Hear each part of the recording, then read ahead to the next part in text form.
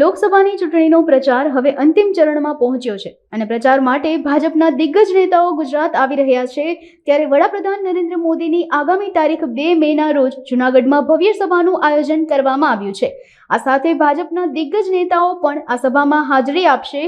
જૂનાગઢના કૃષિ યુનિવર્સિટી ખાતે 40,000 કરતાં પણ વધારે લોકો બેસી શકે તેવી વ્યવસ્થા કરવામાં આવી છે। વિશ્વના નેતા અને આપણા પ્રધાનમંત્રી આદરણીય નરેન્દ્રભાઈ 2 તારીખે જૂનાગઢ એગ્રીકલ્ચર ક્રિકેટ ગ્રાઉન્ડ ખાતે બપોરે 2 કલાકે એક વિશાળ જનસભાને સંબોધવાના છે, જેમાં 13 લોકસભાના ઉમેદવાર, પોરબંદરના લોકસભાના ઉમેદવાર, અમરેલી લોકસભાના ઉમેદવાર અને માણાવદર વિધાનસભાના ઉમેદવાર એમ ચારેય ઉમેદવારોની હાજરીમાં એક વિશાળ જનસભાને આપણા દેશના પ્રધાનમંત્રી આદરણીય નરેન્દ્રભાઈ સંબોધવાના છે।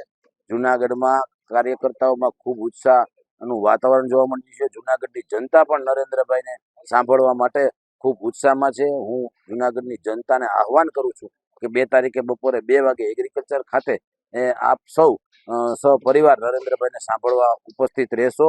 અત્યારે જે રીતે તૈયારી થઈ રહી છે, લગભગ 30 થી 40 હજાર ની મેદને આદરણીય પ્રધાનમંત્રી નરેન્દ્રભાઈ સંબોધવા।